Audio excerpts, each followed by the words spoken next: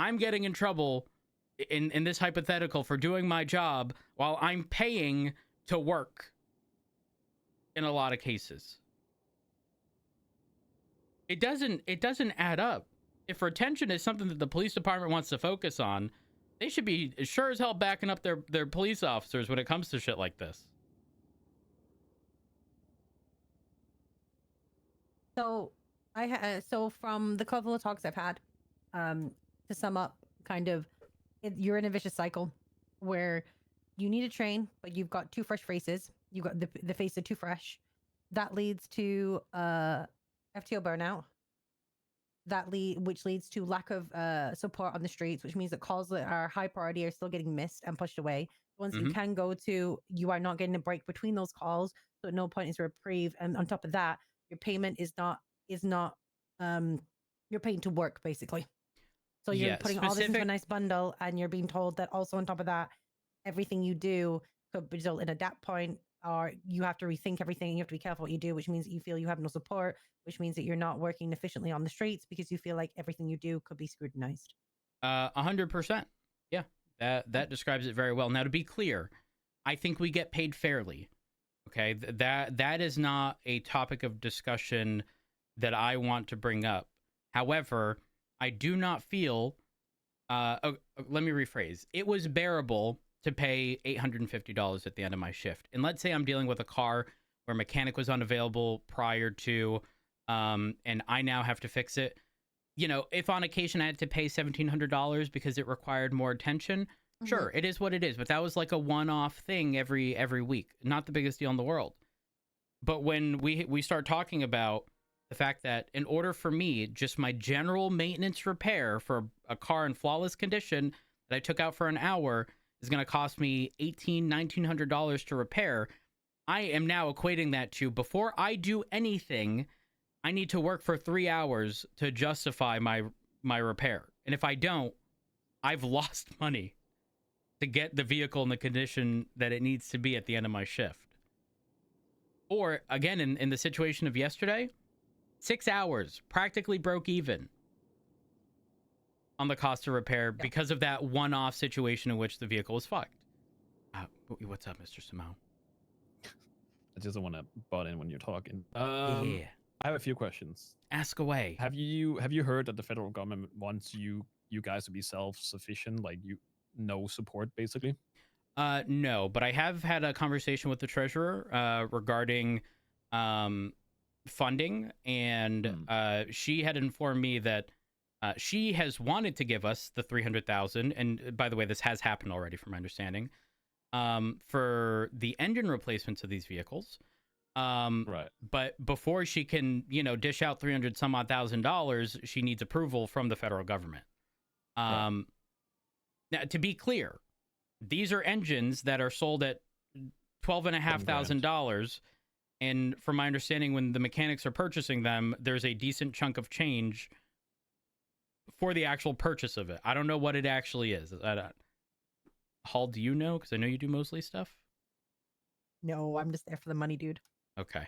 But at the end of the day, the way I see it is there was maybe, let's assume there's $1,000 profit in that $12,500 repair, right, for the engine. Yeah. We have 25 vehicles. That essentially means that, a mechanic or mechanics as a whole, replacing every engine in the police department, would have profited about $25,000. Because again, the cost to import said engine is considerably high. It's not like it's some $5,000 engine being upcharged to $12,500.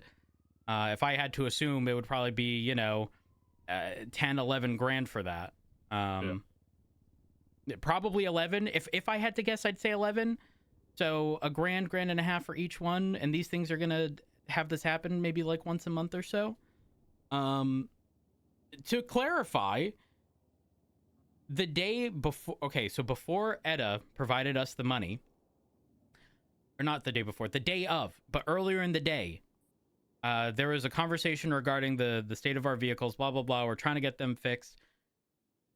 There's an officer, Bell, who said, you know what, I will pay out of pocket for 2 of the repairs, right? So she tells me to grab a CVPI that's fucked. First car I grab. When I say I couldn't accelerate, I could not get up the hill exiting the motor pool area. Okay, it was so bad, I had to demonstrate this to the mayor. I gave him keys to the vehicle so that he would understand what we're dealing with, and he could not move the car. It took me from Mission Row all the way to Mosley's to get to 25 miles an hour in that vehicle. The car started beeping like it had a fucking bomb, and it just kept making noises. And when plugged in at the diagnostic tool at Mosley's, they said something like 39%. But we're expected to do our job. Short-staffed, burnt out, faulty equipment, and we're supposed to hope it gets better. That's not okay. No. Another question. I don't know. Has the captains talked about the meeting we had? Like, have they gone into details, and have they said why it's a bad thing that we as the mayor's office wants to step in and do something? Has this been talked about at all? To be fair, I haven't been present since the implementation of the new legislation. Okay.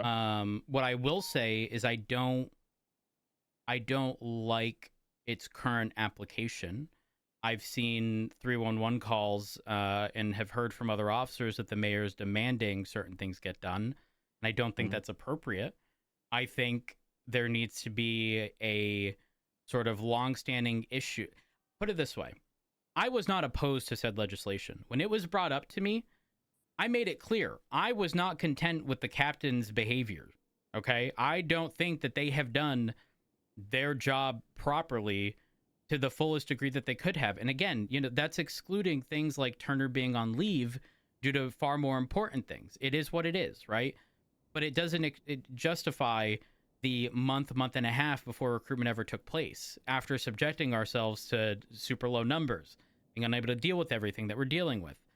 And at the time, also dealing with fucked up vehicles, because we dealt with the same thing in the past. But again, at the time, just the day-to-day maintenance, $850, not the biggest deal in the world. But when I'm now paying close to $2,000 for a general maintenance, that's rough. That is very fucking rough. The issue, and I'm not trying to downplay it. I've had a conversation about this because of legislations I put in that still hasn't gone into effect for some reason. Anyways, the entire pricing thing is a bit hard to grasp because again, it's kind of, it's a demand thing, and because there's a high demand for something now, that the prices are going to go up. At some point, they might go back down. So it's rough to say. Say the prices were cut in half. Would that like ease things up? Do you think? Is that enough, or does it have to go way more down than that? I mean, it's definitely much more. Again, I don't think there was a single officer complaining back when we would go to Mosley's or Popular, and we would be told it's $850. Okay, but the issue started when I went to Mosley's and they said our contract expired and the repair cost is $1,500. I said, well, what would it have been with the contract? And he said $850. I'm sorry, but a name on a contract should not justify the difference between an $850 repair and a $1,500 repair. Because I turned around, did not get my vehicle repaired there, went to Popular Street, and it was $850 without a contract. Now, again, I understand that the cost of materials have skyrocketed. I had a conversation with Vinny, who runs Popular. And he said, Rhodes, listen, originally we were buying materials at $175 a piece, to be clear, $1.75, right? And he goes, sorry, you can pick that up. No, it's fine. He said, we have our profit built in for Popular, and then we sell our parts to mechanics. And he made it clear. It was like $600 or $650 that they were charging for, 10 parts to mechanics. The mechanics would then turn around and upcharge $850. They had $250 for a general maintenance repair built in, right? But with the cost of materials skyrocketing, they can't do it for those prices anymore, which is fine. But then when I go yesterday, that $3,900 repair, and I heard that the mechanic made about $700 and some odd off that repair, That person, in the course of 5-10 minutes, it would have been 5 if the materials were on hand already, but in the course of 5 minutes, made 7 times the amount of money that I made on my shift. Let that sink in. In 5 minutes, they made 7 times the amount of money than I did over 6 hours. Now, I'm not going to sit here and pretend that that's a normal example, okay? It is definitely me pointing out more of the extremes. But when people see this and hear about this, again, it's not something that people are going to, scream about how happy they are in the police department. I should not have to work. Listen, I even said, I'll do foot patrol, and I got told, no, I can't do foot patrol. I need to be in a vehicle. And I think the moment we start getting to what is required on the day-to-day, I'm not necessarily saying the state should be responsible, but again, I shouldn't have to work for 3 hours to fix a car that's going to cost me $2,000 on a normal day. This is not me crashing, to be clear. Just general wear and tear and getting it into the condition required of the police department.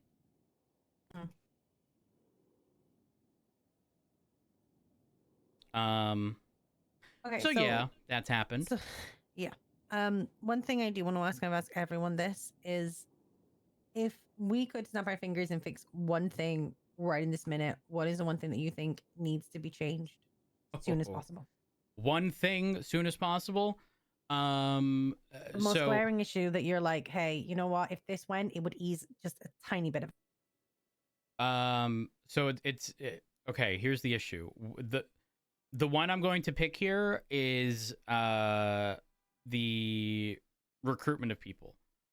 Again, I don't think it's a coincidence that the old guard, as it's been referred to as, are the people consistently showing up every day.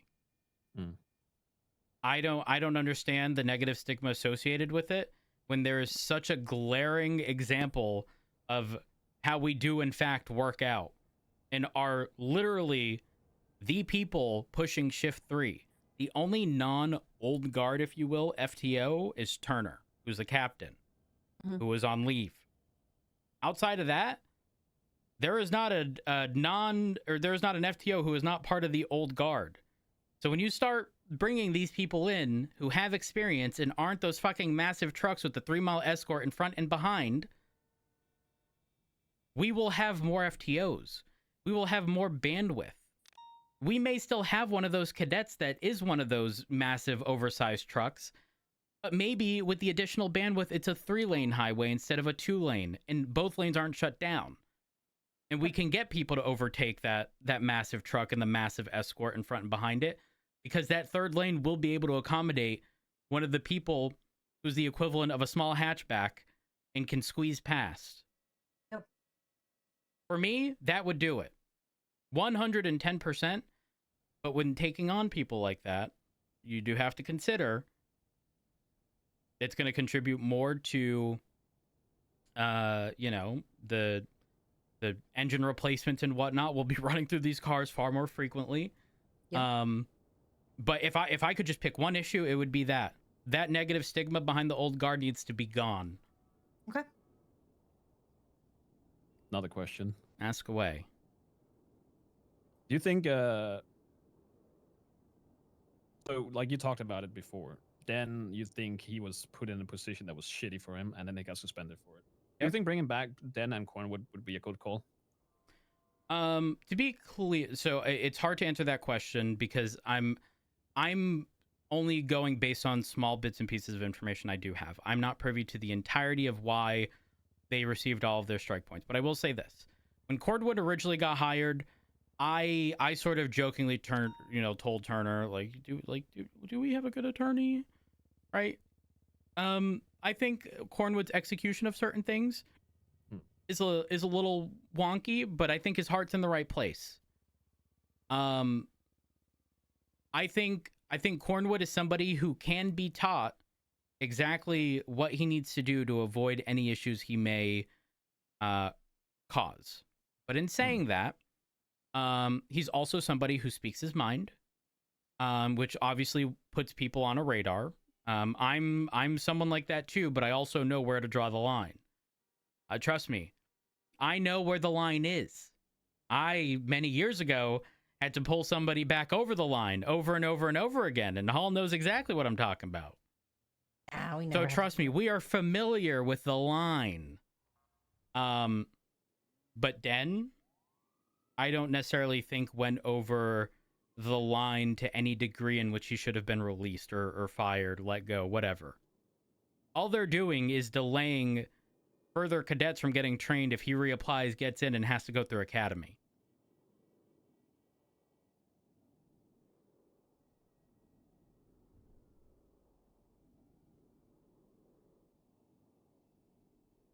But again, I speak from a position of not being privy to everything that they did wrong.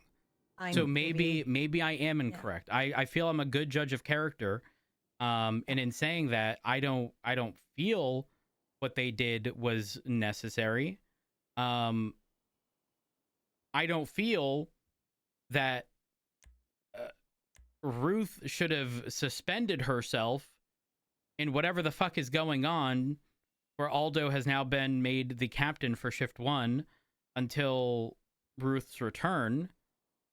I don't feel the mayor should be throwing his weight over the police department in any capacity, because all of this just shows an unstable PD.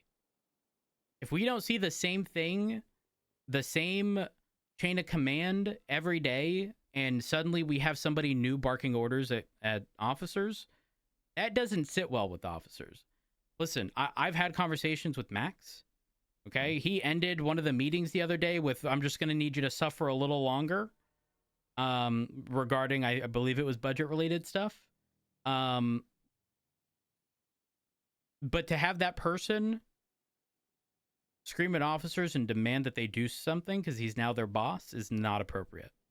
Okay, that I can agree with. Max has a ass backwards way of going about some things, and I'm gonna kind of let him do his things, but at the same time, this legislation also includes me. It does say the mayor and the deputy mayor.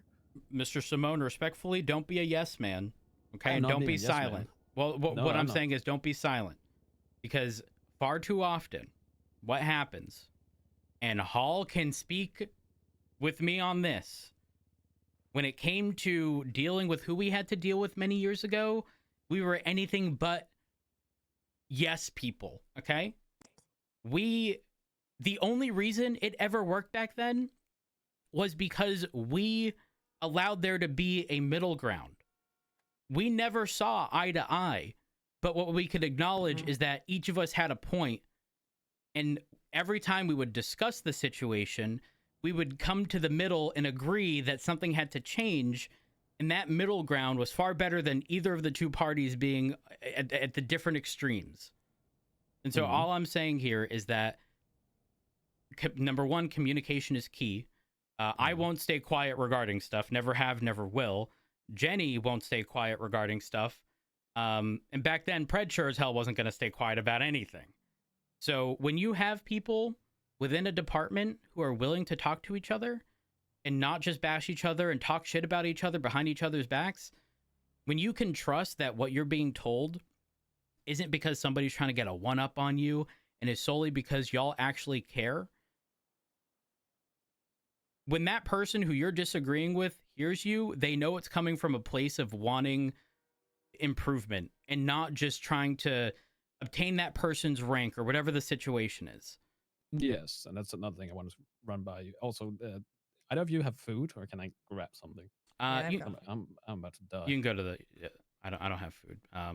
do, but and machine's right there. So. Yeah, vending machine through here. Do you need an IFAC? You're my boss. I think technically I can give you one. Yes, please.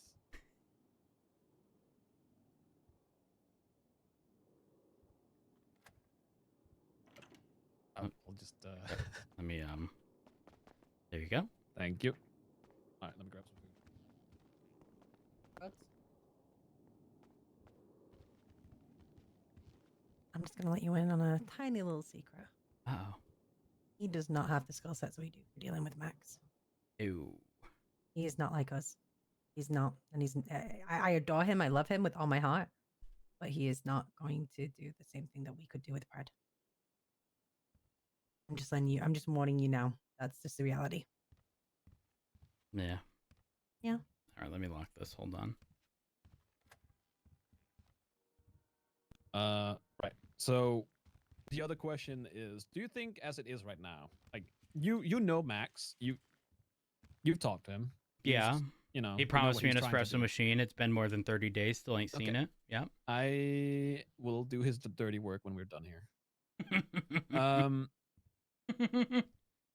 Do you think he is trying to do something malicious with what he's doing right now? Do you think he's trying to improve? Like it's what basically what you said. Like the way he's going about it, he's very loud, he's very outspoken, he's very, you know, straightforward about his thinking and what he thinks of things.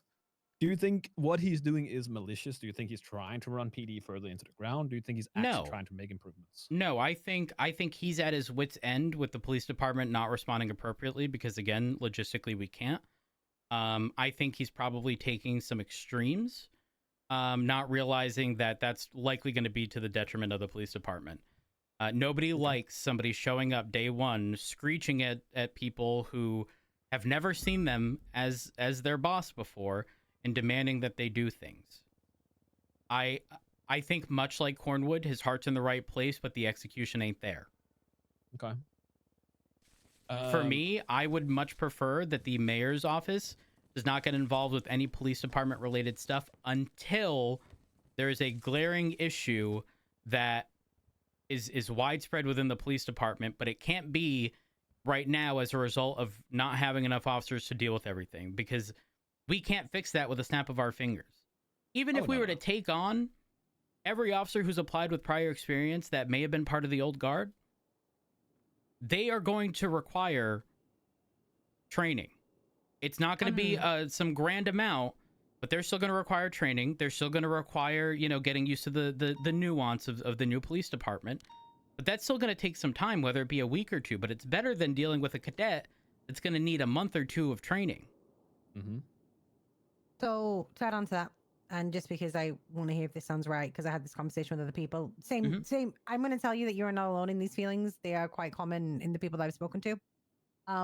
What kind of came up was that you believe that if we were right now to implement some of the old guard coming back in, or at least more experienced officers going through that list and getting the actual experienced ones, etc., would you say that a month to 6 weeks is a reasonable amount of time for the PD to respond as such and to get themselves into a healthy position with the newer people coming in? It'll be in a better spot, yes, but I don't think it'll be in like an ideal spot. I think right now the damage has already been done to where for the current FTOs to sort of like re-up on sort of energy and passion and wanting to do this, I think we need a bit of a break, but there is no break in sight because we're the only FTOs. And by taking on those people, obviously, again, there's still going to be a level of training. Still got to be trained, yes. But unless they are willing to be FTOs, unless the captains are willing to budge and expedite, you know, we can't put it this way. If somebody's a PPO, which is a solo cadet, until they've been a PPO for 30 days, we can't even consider them being a full officer, which I think is bullshit. Right now, King just told me he was on like, I don't know if he said 39, 40 days of being a PPO, and he's not a full officer. He's experienced. And despite that, he's still a PPO. He could be a full officer and an FTO contributing to the training of new people. But he's not. Why, I don't know. He technically falls under shift 1. He starts his shift on shift 3. He started, I don't know, 3-4 hours ago, I believe he said. Shift 1 starts in half an hour. Which actually brings me up to my next issue. Right now, I think certain people are being either looked down to, potentially ignored on the basis that they're showing up for shifts that they didn't necessarily sign up for. But right now, I think we need to take what we can get and not really acknowledge that, because we need people across the board. Now, obviously, we need people for shift 3, especially. But if somebody in shift 3 is primarily showing up in shift 1 or shift 2, guess what? We need people there anyways. Now, if we find out that people are maliciously telling us, oh, yeah, I'll do shift 3, knowing that it's going to be easier because we really need people, and then never showing up, it may be problematic. But if we need them anyways, we shouldn't get rid of them. We shouldn't set to why people move as well. Like, it can be that they fit in with a leadership better in another time zone. It could be that they have more people that they get along with in another time zone and they feel more confident. It's not always as simple as you should be waking up in this time zone because that's what you agreed to. Yeah. And I've always been somebody who sat perfectly in between 3 and 1. Yes. Now, on paper, I think for the most part, I've always been 3. At one point, I was 1 way back when, but on paper, right now, as it stands, I'm shift 3. And straight up, there is a stark difference between shift 1 before the next meeting, and after the next meeting. There's a stark difference between how those are handled, and historically always has been. But if I'm on duty in an hour from now, which is shift 1, nothing should really change. Or if somebody is showing up 4 hours before their shift typically starts, and they're going, 4 hours into their actual shift, I don't think that should be looked down upon. But I don't know why King has not received full officer yet. Genuinely, I don't. That's Albert King, correct? Correct. He's one of the people that I have on list to speak to. Wait, he's not a full officer? No, he's a solo officer, a solo cadet PPO. Yeah. Do you think he should be promoted to full on officer? Actually, let me tell you this. You want to know the crazy thing? I just had this conversation with him. I'm pretty sure he told me that an FTO has tried to look for reports made for him, and there's been nothing. So it probably makes sense as to why he hasn't been promoted if it doesn't show that there's any progress. But again, this is somebody who we can very quickly acknowledge, doesn't need additional training. They haven't had any problems. Why are we shooting ourselves in the foot in taking up one of those lanes on that 2-lane highway for somebody who doesn't necessarily need it?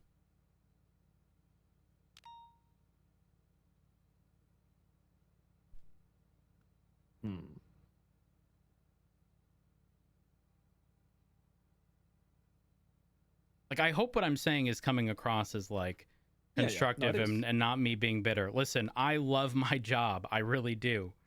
I fucking love my job, and I've been doing it for many years. I want to see this department do nothing but succeed. But in order to get to a point in which you can succeed, you need to very clearly point out if and when there are flaws. Because if you fail to do so, you start running into territory of, I don't want people showing up because they acknowledge that there's a minimum amount of hours every week. That's not what I want. It's not what I want at all. You telling me, Louise, is... I don't... Truthfully, I've never paid attention because I know I'll always hit those minimums because I'm going to show up every day. But in saying that, when I hear Louise would rather do 19 hours in one day to get most of it out of the way than show up every day of the week, that's telling me that she would rather suffer for one full day than suffer, temporarily every single day. Who is a captain for these hours? Well, technically we're still in shift 3. That would be Turner. In about half an hour, that'll be shift 1. That would be Ruth, who is currently suspended. So you're going to want to be looking for Aldo. Correct. Myself or Max. Huh? I'm joking. Okay, settle down there over there, mister. Listen, I have a sense of humor. Yeah? I have a sense of humor. I knew what he was saying. Uh-huh. Mm-hmm. Is what shift is King? King is on paper shift 1, but gets on duty during shift 3. Okay. Yep. So, based on what you've said, and I'm just paraphrasing, it's not. You think he should be promoted to full officer because you don't see why not? He's 100% qualified enough he should fit in the time zones where there's currently a lag of full officers or just generally officers? In shift 1, oh, they have their stuff listed differently. There are 13 full officers, 3 of which now with Ruth are either inactive or suspended. So there's 10 full officers essentially. Full officers in shift. What was that? And full officers in shift 1. So there's technically 13, but Brian Knight is listed as inactive. Travis Thorne is listed as inactive, and then Ruth has been suspended. That drops it down to 10. Okay.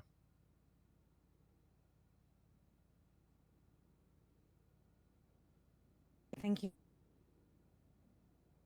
Mm-hmm. What are you saying, Jenny? I said thank you. Oh.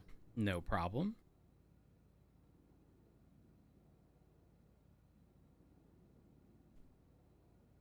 And by the way, listen, I'm a firm believer in that if I do wrong, I'm self-snitching, okay?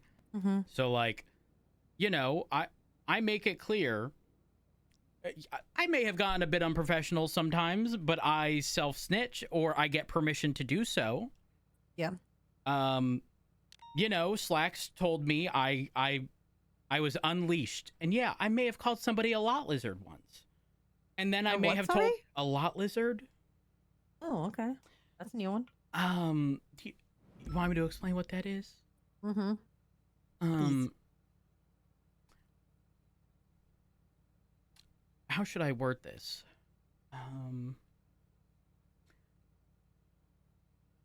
A prostitute who frequents a truck stop. Okay. Uh-huh. Now, to be fair, what I said was justified. This lady decided to take a shit on the back of my wheel and then start dancing. And while I didn't call her directly a lot lizard, as I was driving away, the driver of the grime truck, I did say, Mr. Calloway, a lot lizard's low for you, and then drove off. You know, it was like an indirect thing. Now, I clarified this because, again, if I do something that I think is on the line, I'm self-snitching. I want captains to know from me, not anybody else. So then Captain Turner said, you said what? And I told him, and I was like, well, you know, Slacks told me I could be unleashed. He said, you're unleashed. I told him. I didn't say exactly what I was going to say, but, and then he clarified to me, Turner, said, if I ever tell you you're unleashed, that does not mean you can call somebody a lot lizard. Did you get a strike point for it? I'm No. gonna take this. I'm really sorry. No, I didn't because I was cleared to be unleashed. Yeah, I also gave keys to a PD car to the mayor. I didn't get dapped for that either. Though I did justify it as we did receive a PD announcement indicating that the mayor's office is now our superior. So therefore, I didn't really see an issue with my superior driving my car. Wait, so what you're saying is I can pull out PD vehicles? You know, I don't know that I would do that personally. I just know I gave the keys to the mayor so I could demonstrate exactly the issue that we were having with cars. You're giving me a lot of good information here, Rhodes. I appreciate it. Now, I just remember, I didn't say that. I did not say, yes, you have approval. I'm not an overstepper. I know the line. No, but going back to like actually, what do you think of the DAP system? Do you think it's good? Do you think it's fine as it is? Do you think it needs improvements? Do you think it needs to be changed or removed? Because as I see it right now, and from what I've heard, what happened to Den and what happened to Cornwood, you know, from my point of view, first of all, they shouldn't be the what is the fucking quote again? Judge. Fuck, what is it? But the captain shouldn't be judge, jury, and executioner type deal? That is, yes, that's the one. Okay. Which they are currently. They're the ones giving you a strike. They're also the ones reviewing a set strike. That shouldn't be a thing. I'm gonna be real. I don't necessarily have an issue with that. Historically, that's how it's always been, right? It makes sense that a superior is going to be the one issuing disciplinary actions. Sure. But in saying that, I don't. It's hard for me to evaluate when I don't actually know how many points they were assigned for whatever situation that occurred. That's fair. So I can't properly evaluate that without that additional information.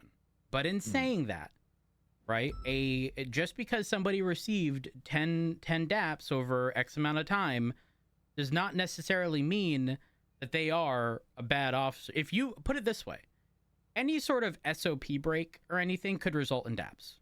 That means anytime we have a cadet or a PPO that fucks up, we could issue them DAPs. And guess what? They'd get fired. We don't, because we're training.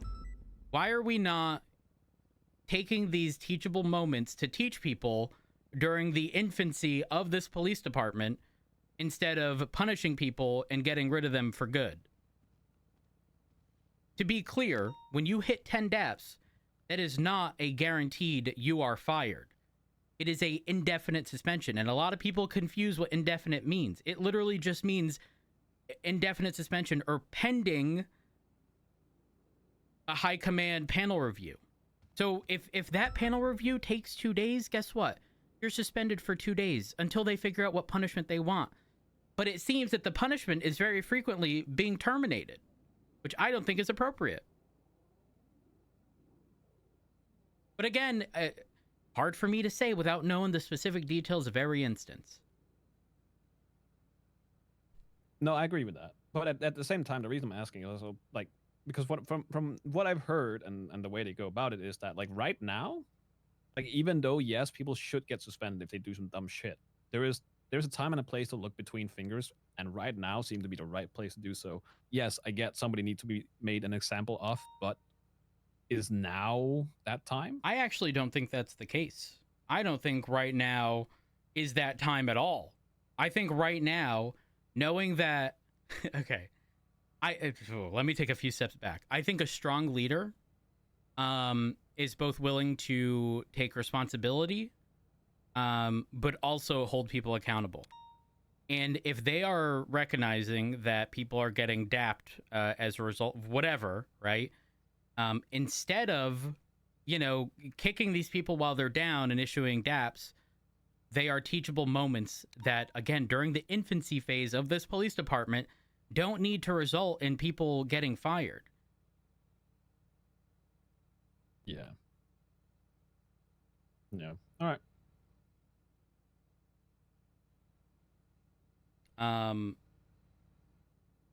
Yeah, I think that's most of what I got. I'm happy with what you've given us. You've given us a lot.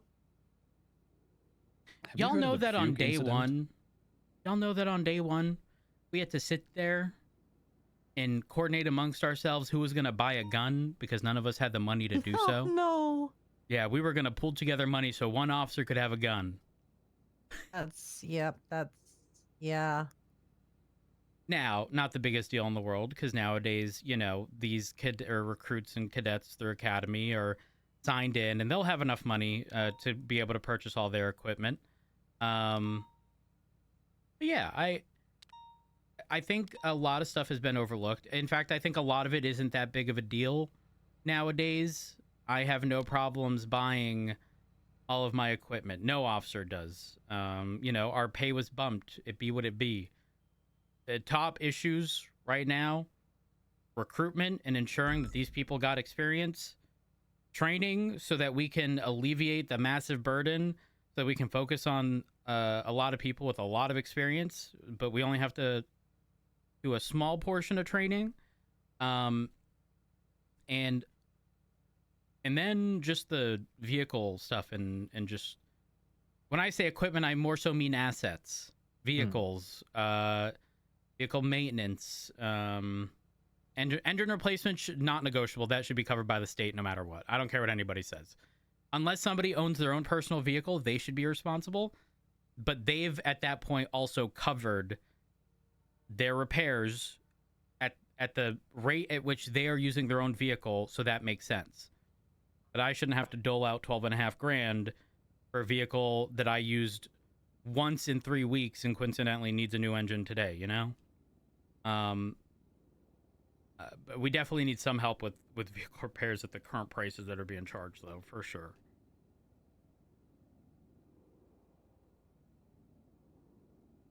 Because it'd be rough out there. It do be rough out there. And I definitely understand the mayor's office being a little iffy, especially with the variance in price, right? One week it's $850, the next week it's $1,900. Obviously that's a massive difference, and there definitely is the potential for abuse and people requesting for reimbursement for, if they know they could have gotten it for $1,900 but only paid $1,200 and then requesting $1,900. Like, yeah, that's problematic, 100%. But maybe there should, I don't know. I don't know what the solution here is. I don't know. I can tell you this, though.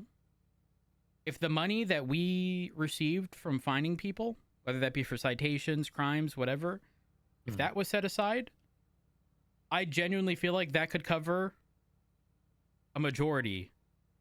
Doesn't it? That should be the thing, though. I feel like no, what you guys we don't do get should go- anything. That is... How are you What do you supposed... not get? Okay. Go ahead. Say that again. Okay, so if first degree speeding is $1,000, right? Right. You don't Right. get your cut anymore? No, we get a cut. What I'm saying Right. is if that money, the $1,000, I get 15%, I get $150, right? Right. If that remainder of the $850 was put specifically in a PD budget account, I anticipate that Yes. we would have funds to cover our day-to-day. Yeah. Because have, I can tell you now, those engine replacements, the $12,000, I guarantee I could cite people enough in one day to cover an engine replacement in a single day. I guarantee that I could cover the cost of a turbo the following day for that same vehicle. In the span of a couple weeks, I guarantee we would be in a really good spot. But we don't see that money, and unfortunately, again, although the treasurer would love to help us with a lot of these things, anytime we're talking about any decent amount of money, she has to get approval before she can dish out that She can money. give it- yeah. Yeah, and Okay, yeah. and unfortunately, I think she's getting a lot of hate as a result of the limitations of her job, but it's not really her. And I think the funniest part is that, the mayor came to a meeting. Remember when I said he had mentioned, oh, you just need to suffer a little longer? He had said, oh, well, right now the treasurer can only really give money out for like events and stuff. So I sort of jokingly, being the facetious person that I am, I pulled out my phone, I started writing a tweet and started reading it out loud. Like, I forget exactly what I wrote, but it was something along the lines of PD vehicle repair event, cops only, PD cars only at Mission Row. And then I was like, so does this count? And he goes, no, stuff with not much effort, isn't going to get considered, blah, blah, blah. But the TLDR is essentially, we need help. We need money. Just let us earn the money that we're earning the state. You know what? Yep. That'll probably do. Yep. All right. Yeah, I got this down, Rhodes. Thank you very much. No problem. I Appreciate you. Y'all doing have this. any other questions? I am good. Would you like to be commissioner? Absolutely not. Told you. I know. I was a joke. No, it wasn't. I It would was a joke. rather It suck wasn't. dick Deep for a down, we were- living I deep down we were both on the rather have me corner commissioned of than anyone else. Popular No, I'm- and Buccaneer I still- Way. I would rather be a lot lizard than be the commissioner. Okay? I still think Barrick is going to get put forward, hopefully. Uh-huh. He's going to be placed in that position, and he's going to be great at it. I mean, I'm going to be real. Is it something that I may consider in the future? Possibly. But right now, with all the limitations I see that the police department currently has, I don't think a commissioner is going to change anything, truthfully. I think the commissioner is going to have every good intent behind what they plan on doing, and then they're going to end up like the treasurer, where they want to do things but can't. Yeah. You see that car over there in the office to my right, Yep. behind you, Jenny? And Yeah, I Mr. do. Simone, you see it? Yes. That's going to be the commissioner. They're going to come in with good intent and realize, oh, fuck, we're sideways. And then when they request help, they're going to be sadly disappointed when they realize they can't do anything different than the captains. Potentially. I have a slightly different thought process, but potentially, yeah. I would only ever take a position like that if and only if, and I know this is going to sound so fucked up, okay, but I think I've proven time and time again that power to me is nothing, in the sense that I don't care, because the actions that I would take would solely be for the benefit of the police department, never to the disadvantage of the PD, right? I would only ever take a position similar to commissioner if I didn't have to run a million things by a million different people. This is the only time I would ever consider it. Straight up. I would never consider it in any other spot. That's fair.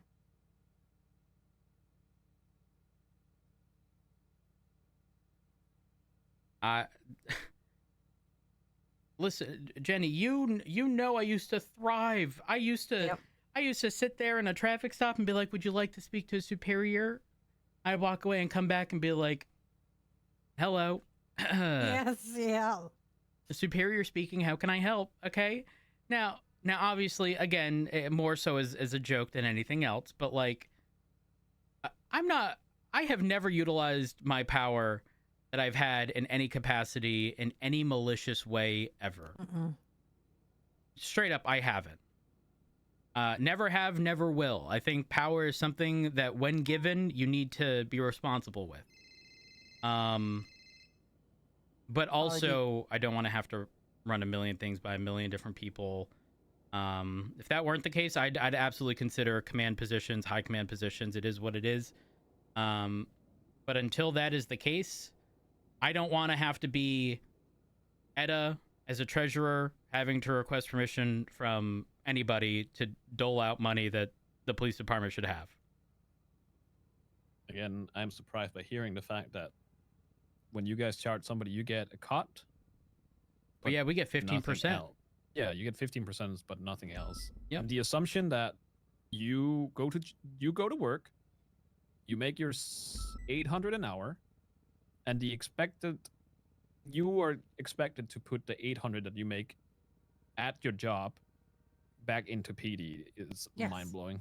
Oh, yeah. Except that 800 was like weeks ago. It is now consistently $1,700, $1,800, $1,900 for general maintenance for a vehicle you took out for an hour. Well, that's what I mean, just in general, that you take the 800 that you make an hour and you have to put that back into PD. Oh, yeah. Officers right now know 3 hours on duty just to cover the cost of repair. Yeah. I feel like that's something we need to look into. Because you guys are doing the charging, that money should go to you. Maybe the state is going to take some of that money, but majority of it should go to PD itself to fund and to help with shit like this. Like, I get that PD is supposed to be self-sustainable, but that is not possible if you don't we get can't any be money. self-sustainable. You can't be self-sustainable if there's no form of income coming in, because everything's going straight to the state. I mean, the appropriate thing to do would be that the appropriate thing, just off the top of my head, the simplest answer is you take the 15% to the officer and then you 50% whatever is left between the state and the PD. We both get paid. I mean, even that would definitely be far more reasonable because we'd have something. That's on every single crime, I think. Like every time you find someone, it should be a 15% cut and then 50-50 to state and a police fund. I'm going to be real. Fines aren't really that high in the grand scheme of things right now. Outside of like, PD equipment type stuff. Like, I would say on average, fines are probably like two, maybe $3,000. More likely 2 than 3. Unless, listen, if I'm being petty, okay, did you flee in a Group 6 bank truck and then you left it in the middle of the road, the commercial parking citation? That's $1,000. You bet your ass I'll throw that on there. Have you charged anyone for wearing the incorrect uniform yet? No, I ain't dripped anybody yet. God damn it, Rhodes. I'm disappointed in you. Well, that's because most people are dressed appropriately. Oh, that's at least good. I'm looking forward to you VDMing people, though. For doing what? Yeah, no, that hasn't gone through, has it? No. I don't know what you're talking about. VDM mandate? What's that? It is... Let me find it. It sounded like you said VDM. Where is it? Why hasn't Crane not pushed it through? I finished it ages ago. The purpose of this mandate is to ensure that all operators of government vehicles owned by the government, businesses, and vehicles under the purview of state employment, including EMS ambulances and LSPD cars, maintain their vehicle in a roadworthy and safe condition. Basically, you need to fix your shit. So far, it's only work vehicles. Okay, but hold on, it might wait. get extended to all vehicles. Are you aware that there is no like unroadworthy vehicle like citation at all? There is now. Okay, there will be. But is that just for government vehicles?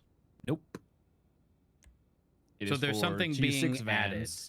Yes, it just hasn't gone through, even though it's been approved and like it was approved for fucking 3 weeks ago. How is it actually written? Because if this applies to PD, it's gonna be rough. I'm gonna tell you that now. Yeah, but roads, you're also the people pushing that charge. What are you gonna do? Fight each other? Listen, I don't want to have to deal with the fucking civilian who, as soon as I conclude a chase, is like, "That's not roadworthy." The average civilian doesn't even read. Well, it doesn't even matter. The point still stands, right? Like, if people want the PD to be held responsible, technically that would qualify. I'm just saying, at that point, you're then putting more burden on the police department than anybody else, while simultaneously not providing money for our vehicle repairs to accommodate that. So maybe it's best that it's not there. I don't know. Nope. No, it's going through. Oh, okay, but Mr. Simone, respectfully, you cannot simultaneously say, you know, we shouldn't be responsible for these things while then pushing legislation that says we should be responsible for these things. You are putting more burden on the police department than the average citizen, and we already deal with enough. Okay, yeah. I don't think it's anything to worry about right now, Rose. I think you'll be because fine. I think everything will be fine. Yeah, there's two things to it. It's not the exterior that matters, it's only the interior of the vehicle. So the internal parts is what matters, not how the car itself looks on the outside. Okay, but here's the thing. You are shooting yourself in the foot by saying this, because you are saying all of those PD vehicles that the state did not approve to get repaired with engine replacements are illegal to drive. Not a single one of those was roadworthy until a day or two ago. Right? So you are then stating, in order for you to do your job, you're going to have to pay $12,500 right now. Does it matter that the state's unwilling to reimburse you, or that you don't know if the state's going to reimburse you? Or you can see it like this. It's a good thing because maybe the state is going to realize it's a problem because now you're driving illegal vehicles and they might actually give you your money. No, what's going to end up happening is I'm going to have to pull out my malicious compliance bit and then arrest or fine every officer to demonstrate how stupid it is. Yes. But do you own the vehicle? No, the state does. Right? Yeah, but you indicated state-owned vehicles. I'm going to end the recording just because I don't think this is very pertinent to the audit right now. Yeah, no, that's fine. Wait, can you put that back on?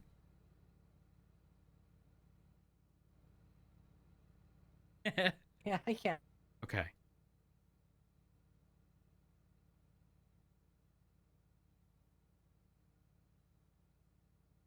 I'm looking forward. Let me know when it's back on. It is back on. Okay. To be clear, when I said malicious compliance, I said that in a very facetious way. Okay, I was not. I stopped taking notes. Okay, perfect. Just I want that to be on the recording. Yeah, that's fine. I stopped taking notes after you said after you spoke about dot points. So you're good. Perfect. You're okay. You're okay. Great recording ending. Look, Rhodes, I'm on your side. I don't think as it is right now, you guys are capable of being self-sustainable. I think some things need to change. I will talk to Max. I will figure it out with Edda too, and Crane. Hear me out. Because that legislation goes in when the state is willing to cover the repairs of state vehicles.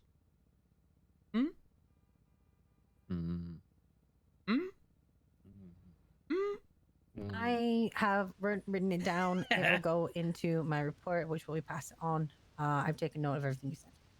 Perfect. I feel this was productive. It was. It's always productive with you, Rhodes. Oh, thank Rhodes. you. I appreciate you. No problem. We will now go and get you your espresso machine. Oh, I can't wait. I think Max said he wanted it in the meeting room. I don't quite know where. Listen, I need coffee on tap. All right. It's rough out here. Okay. We all doing extended hours. It be what it be. It do be what it be. Are you gonna stay here? You have to. If you want your espresso machine, you're not going anywhere. Oh, yeah. Then I'll stay. It's not What do you absolutely. mean by stay?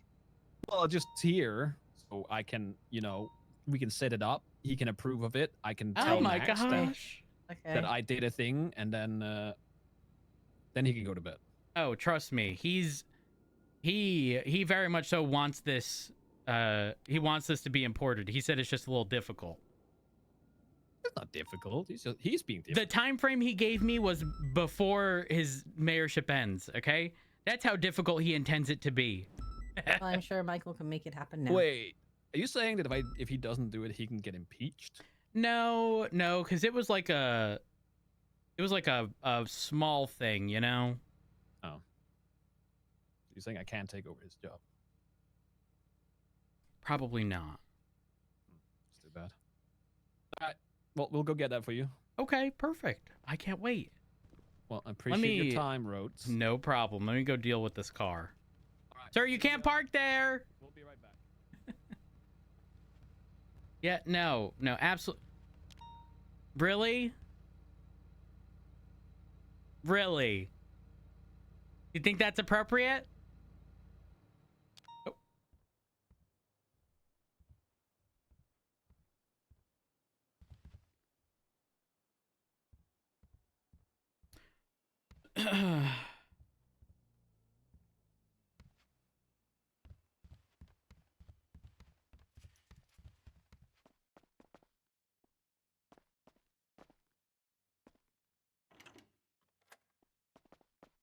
Morning.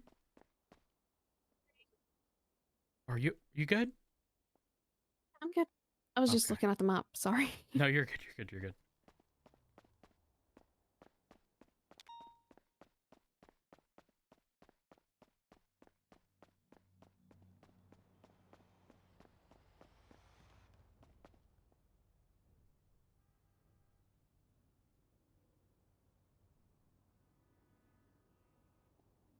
Trash bag.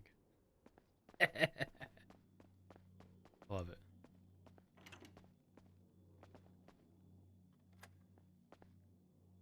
Hi, Matt. Oh my. How long have you been there? For a little bit. Wait a minute. How long? What? I don't know, maybe like 5-10 minutes. Ziggy brought me. He has a cell rep downstairs. Oh. Wait, are you not allowed to go down there with him? Well, I didn't really want to. I'm trying to maintain a low profile, so. I don't blame you. I do not blame you. Give me 1 second. I'm hungry. Mm-hmm. How are you doing? I just got a lot off my chest. That's good. So, like, in the grand scheme of things, not bad. But I mean, I've gotten the same information off my chest before, and I don't feel as if much has been done. So I don't know if this is going to result in the same thing or if something's going to actually change. Mm. I have no idea. But it's let me run you through my yesterday. Yeah. I was on duty for 6 hours. Mm-hmm. After tax, I got paid $4,001. My vehicle repair was $3,900. I got paid $17 an hour to work. So then I went off duty and did Group 6 with JJ and Cass. Yep. It all goes back to G6. Trust me, that is a battle I have been fighting. Which battle? the inability to provide PD with vehicle reimbursements. Wait, why is it specific to Because- G6? Because I constantly hear I could be making more